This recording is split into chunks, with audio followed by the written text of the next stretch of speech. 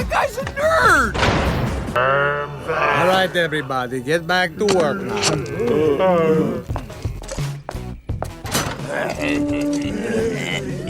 Oh, I'm sorry, I'm a little lost. Yes, I know it's your honeymoon. I apologize. Go back to doing what you were doing. Buddy, why are you so sweaty?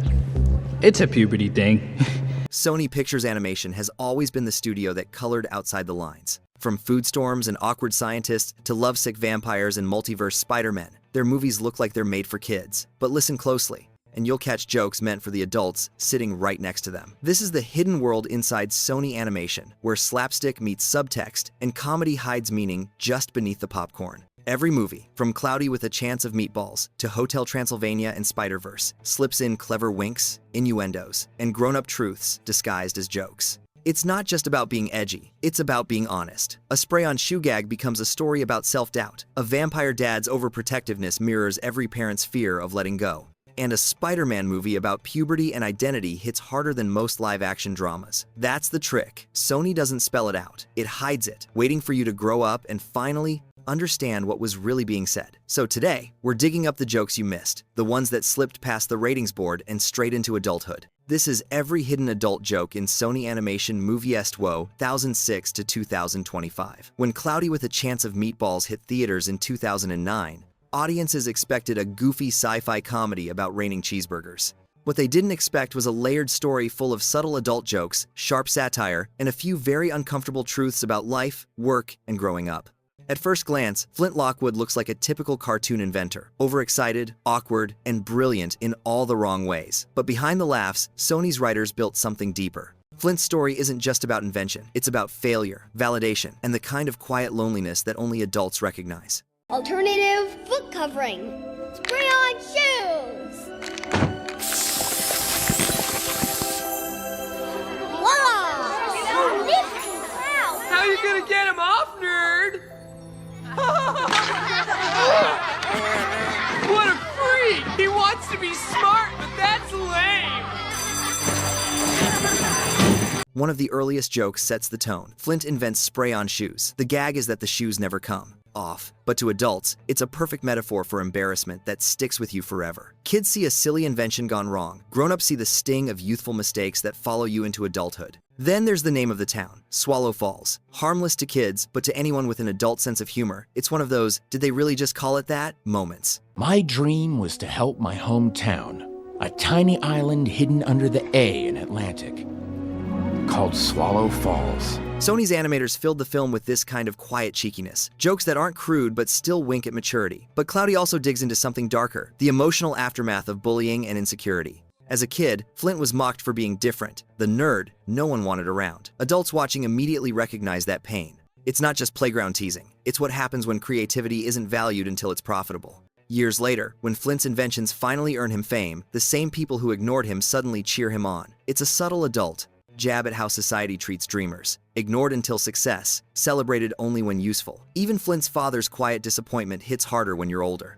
He doesn't understand his son's passion. He just wants him to work in the bait shop. Adults feel that tension between chasing dreams and doing what's responsible. Kids see it as funny, parents see their own dinner table arguments reflected right back at them. And then there's Sam Sparks. Her arc hides one of the film's most adult themes, women changing who they are just to be taken seriously. A nerd. When I was a little girl, I wore a ponytail, I had glasses. So I got a new look, gave up the sciencey smart stuff, and I was never made fun of again. And I still need these glasses, but I never wear them. Whoa! As a child, Sam was teased for her glasses and ponytail, so she reinvented herself into a perfect TV weather girl. But her boss sends her to Swallow Falls not because she's smart, but because she's cute and perky. Adults immediately catch the sting in that line. A quiet critique of sexism in the workplace that kids will never notice. When Sam finally puts her glasses back on, it's not just a visual gag, it's a reclaiming of identity. Her boss's insult, "Let's hope you look more appealing next time," lands differently when you're old enough to know how real that comment is in professional life. Meanwhile, the mayor's transformation from small-town politician to greedy glutton is funny on the surface, but adults see the satire. He starts exploiting Flint's invention for tourism and wealth, renaming the town Chew on Swallow, and literally eating himself sick. A pizza stuffed inside a turkey, the whole thing deep-fried and dipped in chocolate. It's me, the mayor. Oh, You look different. Did you get a new haircut? Yes, I did. Thank you for noticing. I don't know what to do. I do. Declare these hot dogs to be delicious. Oh, no. Whoa! How did you get in here? Tomorrow's the big day, Flint. It's a cartoon version of corporate greed. Short-term gain, zero long-term thought. Kids laugh at his growing belly. Adults see an overeating metaphor for consumerism. And then there's the dark side of the FLDSMDFR, a machine that gives the world everything it wants until it destroys everything in return. It's called the Flint Lockwood Diatonic Super Mutating Dynamic Food Replicator. Or for short, the Flintsimdifer. Lemonade-Fur? Flintsimdifer. Lemonade-Fur? Flintsimdifer. Oh. For adults, that's not just a sci-fi twist. It's a pointed comment on overconsumption, a perfect satire of humanity's more is better mindset. I had a weird dream like this once. I have a macaroni on my head.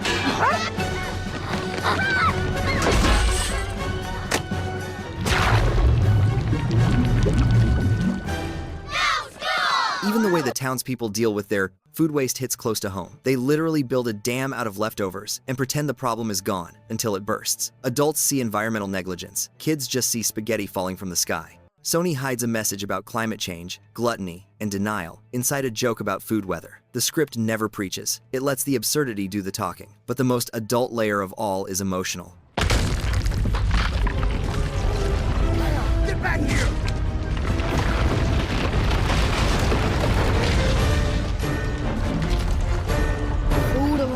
Cloudy isn't just about invention, it's about validation, how praise from others can't fill the void left by one person's silence. Flint's father barely speaks, communicating through fishing metaphors and grunts. It's only when Flint gives him a voice translator that his dad finally says, "I'm proud of you." For kids, it's a sweet moment. For adults, it's devastating. The dream of hearing words you've waited for your whole life. And that's what makes Cloudy with a Chance of Meatballs one of Sony's smartest movies. I'm amazed that someone as ordinary as me could be the father of someone as extraordinary as you. I love my son. I love you too, Dad.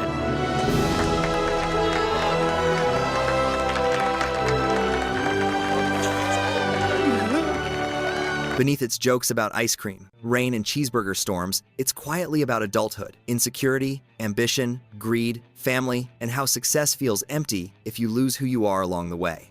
Even its final lesson is brutally grown up. Flint saves the day by destroying his greatest invention. It's the painful truth of creation. You put on a coat of spray-on shoes.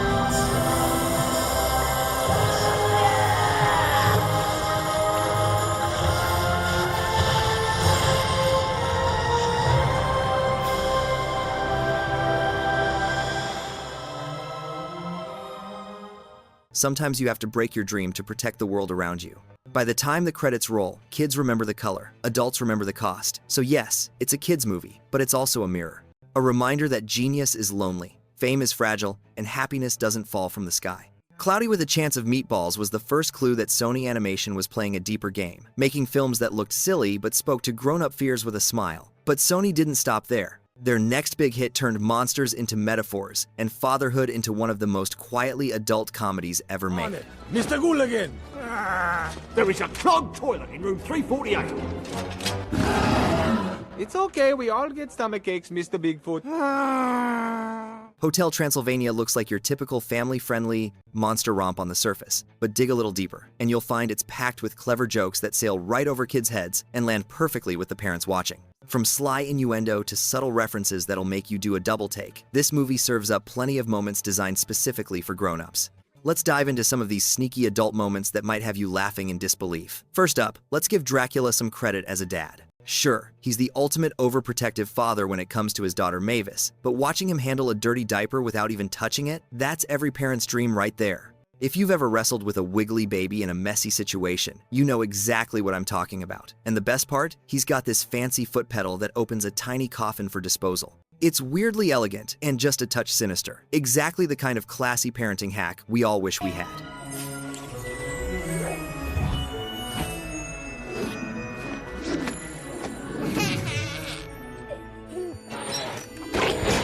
But Dracula's parenting doesn't stop at diaper duty. This guy takes helicopter parenting to a whole new level with Mavis.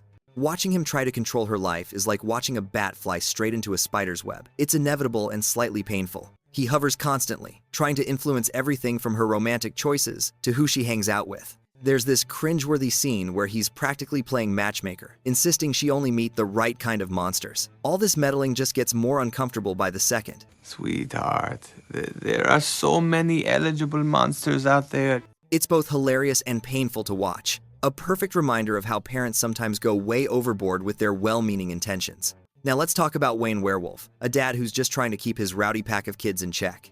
When it's time to find Johnny, the human who's crashed the hotel, Wayne asks his children to help out, but they're way too distracted to focus. It's a moment every parent can relate to, especially when Wayne starts lamenting how his kids just don't listen to him anymore. His self-awareness about gradually losing parental respect is both amusing and deeply relatable. Let's face it, we've all had that moment when we realize we're no longer the unquestioned authority in our own homes. Now, here's where things get interesting with the hotel's workforce. Do any of your kids still respect you? Give me a second.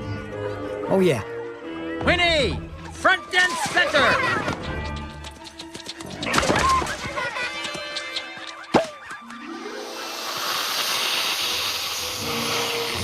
The zombies aren't just quirky background extras, they're the hotel's main employees. And when you really think about it, they might just be the perfect workers. These guys don't need lunch breaks, never ask for time off, and they literally never tire out. They're the living, well, undead embodiment of endless productivity. But here's the clever twist. This might actually be commentary on how we work ourselves to exhaustion in real life. Just like mindless zombies pushing through the grind without ever catching a break. The zombies' endless work ethic takes on this darkly humorous edge when you really think about it. With zero need for rest or food, these undead workers embody the kind of productivity that bosses might secretly envy, except for the whole being dead thing, of course. Imagine a world where employees just kept going with no complaints, no pay raises, and no workers' comp claims. It's a chilling thought, yet absolutely hilarious in its absurdity. But flip the script, and zombies become the perfect metaphor for anyone feeling trapped in the soul-crushing grind of corporate life.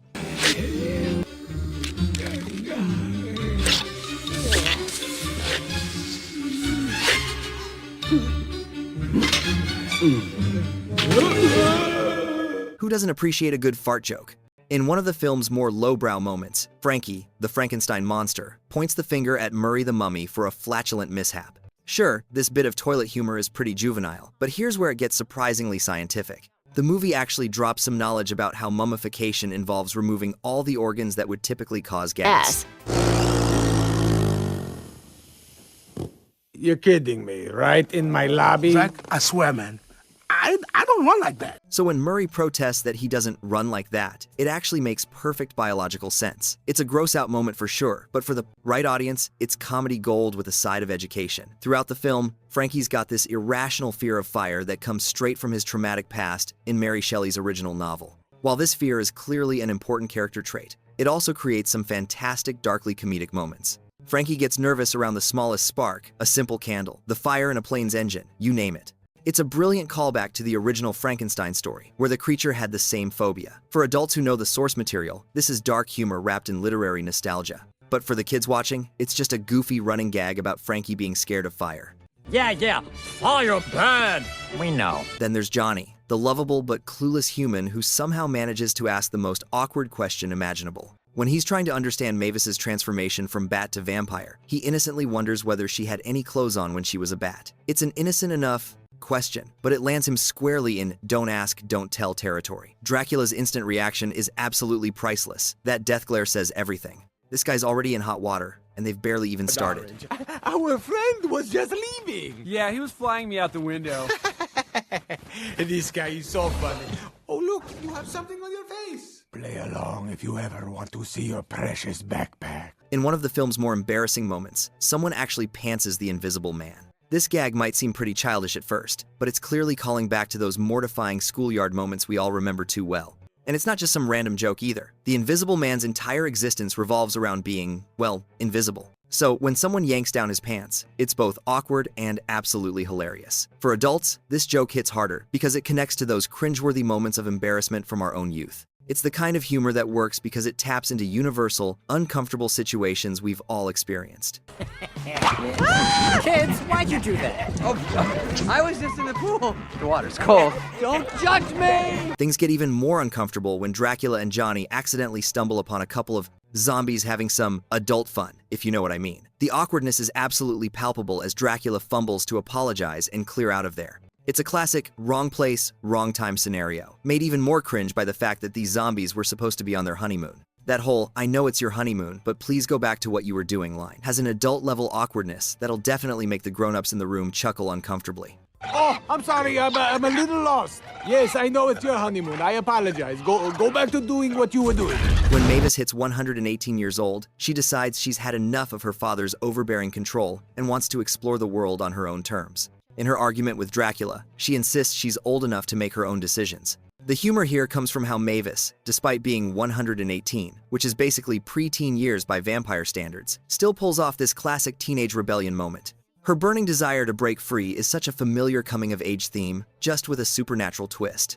It's a joke that adults will find especially funny, considering how many of us went through the exact same independence phase at some point, just minus the vampire powers and immortality, of course. Dracula's supposedly clever plan to disguise Johnny as a monster works way too well, and in one particularly bizarre sequence, Johnny winds up looking exactly like Frankenstein's monster. The joke here revolves around the ridiculous transformation and the sheer absurdity of the situation. The slapstick nature of Johnny's disguise, combined with Dracula's increasingly frantic attempts to hide his real intentions, gives us plenty to chuckle about. Adults will definitely appreciate the subtext about trying too hard to fit in or become something you're not, something everyone can relate to, even if it's slightly less monstrous in real life. Frankie gets his own existential moment when he realizes that Johnny's just another human after all. In this surprisingly reflective scene, Frankie comments on his stitched-together existence, which serves as both humorous and genuinely poignant commentary on identity. The joke here is a clever nod to the original Frankenstein story, with Frankie pondering his own origins, his family, and his place in the world.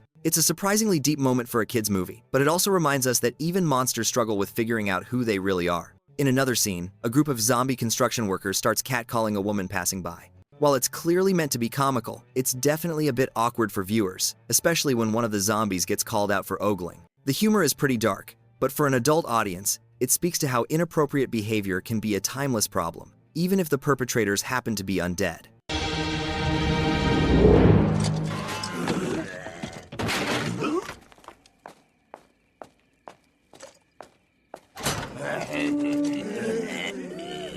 Then there's the moment when one of the werewolf pups pees right on Dracula's prized armchair. A witch quickly swoops in with an enchanted sponge to clean up the mess. While it might look like simple gross-out joke for the kids, adults will immediately flash back to awkward situations involving their own children and potty training disasters.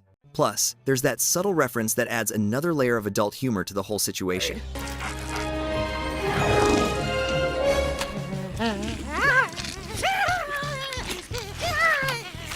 Here's a darker one. Dracula sets up this elaborate prank to scare Mavis into thinking the outside world is dangerous by dressing zombies up as hostile townspeople. But the joke takes an uncomfortable turn when one zombie starts eyeing a mannequin just a little too suspiciously. It becomes pretty clear that this zombie is planning to use that mannequin as some kind of inappropriate companion. This gag will probably fly right over younger viewers' heads, but it's clearly aimed at adults, touching on themes of loneliness and inappropriate behavior in a way that's meant to be darkly funny. Johnny, still thinking he's just at some elaborate costume party, asks a skeleton woman at the hotel how she managed to make her costume look so incredibly realistic. When he reaches out and actually touches her skeleton, the male skeleton immediately jumps in, chastising Johnny for touching his wife without permission. Johnny's innocent confusion paired with the skeleton's possessive ownership attitude toward his partner creates this uncomfortable yet oddly funny moment that'll make adults squirm a bit. I mean, it looks so real, like I could just put my hand right through. What do you think you're doing? In what seems like a harmless throwaway joke, the Invisible Man suddenly becomes concerned about his invisible butt crack and starts powdering it to keep it visible. His casual comment about needing to maintain his invisible rear end is such an odd yet humorous inclusion that would only really resonate with adults. It plays on the idea of caring for something that most people just take for granted without thinking twice about it. Ooh, yeah, perfecto. Later in the film, Dracula reveals that he doesn't actually drink human blood anymore. Instead, he uses substitutes called near blood or blood beaters, which are basically like blood. alternatives for modern vampires. The joke is actually a clever pun on real-world products like Near Beer, which is non-alcoholic beer, and Egg Beaters, the healthier egg substitute. This is a quick, smart adult joke that completely goes over younger viewers' heads but provides a solid chuckle for adults who are familiar with these real-world health substitutes. Dracula doesn't drink blood? No, I use a blood substitute, either Near Blood or Blood Beaters. You can't tell the difference. It's not about monsters anymore. It's about masks. Let's step into the Spider-Verse. If Hotel Transylvania explored family from a monster's point of view, Spider-Verse does it from behind a mask. What looks like a comic book explosion of color is really a therapy session disguised as a superhero movie.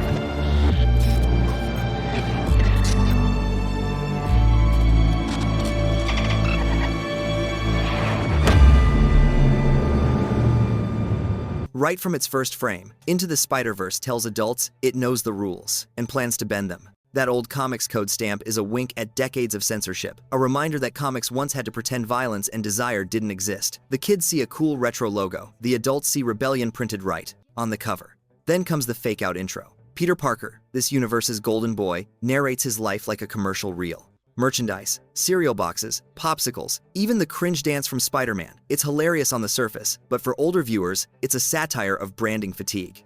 The joke isn't just that Spider-Man sells toys, it's that being a hero is now a job description. And that's where the film's first real adult theme sneaks in: burnout. Every version of Peter is tired.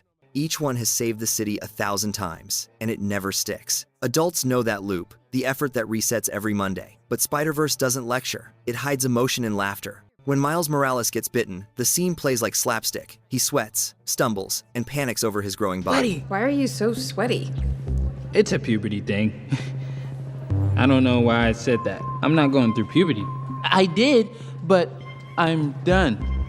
I'm a man. The joke lands for everyone who's lived through adolescence, but adults catch the genius in the writing. It's not just about superpowers. It's about the messy, private metamorphosis that no one explains. The movie turns hormonal chaos into hero origin. The humor doesn't stop at puberty. It matures into therapy disguised as dialogue. Miles confides in his Uncle Aaron, a man every adult recognizes instantly. Cool, mysterious, the relative who feels more like a friend than family. For kids, he's just the fun uncle. For adults, he's the warning sign. Because in every Spider-Man story, uncle means tragedy is coming. When Aaron's death arrives, it's quiet. No orchestral swell, no slow motion, just a heartbreak adults brace for. Every grown-up in the theater already knows how this story goes. Loss is the tuition for growth. You're on your way. Just keep going. Just keep going. Then, Spider-Verse does something miraculous. It makes grief funny, without mocking it. Peter B. Parker slides into the movie like a crash-landed midlife crisis. He's divorced, broke, and still cracking jokes through his depression. She wanted kids and it scared me. When he admits, she wanted kids and it scared me, every adult in the depression, audience exhales a little. Because that line isn't about fear of children, it's about fear of failure. What follows is a therapy arc built out of comic panels. Miles becomes the child Peter never had. Their bickering, mentoring, and mismatched pacing feel like father and son moments in disguise. I love you. I am so proud of you. Come on, kids. Kids see hero training. Adults see emotional repair. The film even manages to sneak corporate satire into the spider lair. When Aunt May opens the door to a shed full of gadgets, the shot mirrors every fan's dream collection, until you realize it's also a museum of nostalgia. To younger audiences, it's cool gear. To older ones, it's a metaphor for hoarding memories instead of moving forward. Even the jokes about intellectual property are meta gold. When Spider-Ham says, "That's all, folks," and Peter B., Parker asks, is he allowed to say that legally? I want you to have this. It'll fit in your pocket. That's all, folks. It's not just a copyright gag, it's an industry punchline. Kids laugh because a cartoon pig is funny. Adults laugh because they know lawyers are scarier than villains. And then there's that phone contact list scene. Blink and you miss it. Steve Ditko, B. Bendis, Sarah Pichelli. The kids think it's filler animation. The adults see a love letter to the creators who built Spider-Man's myth. It's gratitude disguised as Easter egg. That's the magic of Into the Spider-Verse. Every laugh has layers. Puberty is about change. Mentorship is about fear. Nostalgia is about grief. And humor is just camouflage. But when Across the Spider-Verse arrived in 2023, Sony decided to take the same humor and age it up again, this time into full-blown adulthood. And he's not the only one.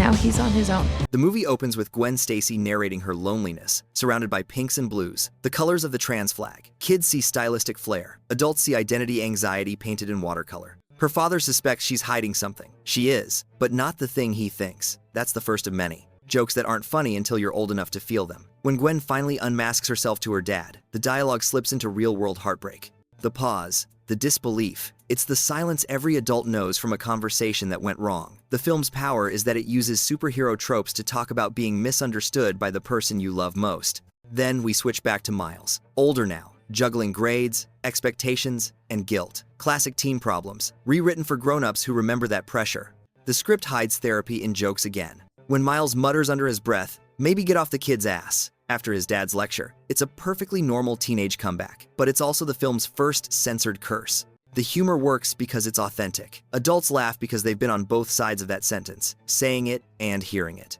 That word, ass, shows up again later in one of the most relatable exchanges in the famed sequel. Gwen's father sighs, "Parenting is a big-ass mystery. It's the punchline of the entire Spider saga." Because all these films, under the colors and quips, are about parents learning to let go and kids learning not to. Even Miguel O'Hara, the intense Spider-Man 2099, adds to that adult weight. When he corners Gwen and snarls, "What the hell?" It's not just a villain moment, it's parental rage in disguise. The movie turns discipline into drama, authority into threat. It's the most grown-up fight scene Sony's ever animated. Everywhere you look, Across the Spider-Verse hides maturity under motion. Its humor is faster, but its emotions are heavier. Even the quips about canon events sound like therapy metaphors. Patterns you can't break, cycles you inherit from the people who raised you. Adults nod, remembering their own versions. And then there's the running joke that Miles' dad just doesn't get it. That's every generation gap ever written. But in Across the Spider-Verse, it's not a sitcom gag. It's commentary on communication itself. The father tries to protect. The son tries to express. Both fail. Both love anyway. That's as adult as storytelling gets. The movie's humor also doubles as critique. Peter B. Parker returns, with a baby. Mayday Parker steals every scene, but her presence rewrites Peter's entire arc. In the first film, he feared fatherhood. In this one, he wears it like a badge. The gag, baby dangling from a web, covers a bigger truth. You can survive what once terrified you. Even the soundtrack carries adult jokes. Miguel's bass hums with industrial techno that sounds like anxiety itself. Gwen's drums pound like a heartbeat trying to find rhythm. And Miles' mixtape plays Sunflower, a song about attachment and repetition, lyrics that hit differently when you're old enough to know what clinging costs. The humor sharpens too. When Peter jokes about being the cool dad, it's a wink at midlife reinvention. When Miles' mom calls him my little man, it's an emotional booby trap disguised as affection. Every laugh lands on two frequencies. And of course, the film can't resist one last jab at generational therapy. The bridge conversation between Jeff and Miles, father and son staring over a skyline, is the most grounded adult dialogue in any animated superhero film. Jeff confesses he's scared of messing up. Miles whispers, "I know the feeling." Then that line, "Maybe get off the kid's ass." It's raw, funny, and real. It's also the heart of Across the Spider-Verse. Beneath the chase scenes and multiverse chaos, it's just a story about people trying not to lose each other. By the time the credits roll, Sony's Spider Saga has transformed every comic cliché into adult reflection. Puberty becomes identity, parenting becomes surrender, and curse words become punctuation for love. Kids cheer for heroes, adults see themselves, flawed, anxious, still swinging anyway. From Cloudy's chaos to Hotel Transylvania's heart, and Spider-Verse's emotional fireworks, Sony Animation carved its own secret language, one built on jokes that grew up with the audience. What started as a studio chasing Pixar's shadow became one that quietly spoke to both sides of the screen. The child laughing at falling food and the adult catching the quiet ache beneath it. That's the pattern. Cloudy made science funny, but it was really about ambition, waste, and acceptance. Hotel Transylvania dressed up as a monster movie, but told every parent's nightmare, learning when to let go. In Spider-Verse, it redefined heroism entirely, teaching a generation that growing up doesn't mean fitting in. It means rewriting your story when the world insists you can't. The genius of Sony Animation isn't just in the color or the chaos, it's in the restraint. Their writers learned how to hide heartbreak behind punchlines, how to sneak in life lessons between laughs, and how to trust that one day the audience would finally get the joke. Because that's the real secret. These movies aren't for kids who watch them now. They're for the same kids years later when life has added weight to the laughter. So the next time you revisit one of these films, pay attention. Beneath the flying burgers, dancing vampires, and interdimensional chaos, Sony's been whispering the same message for almost 20 years. Growing up isn't losing the magic, it's finally understanding what it meant.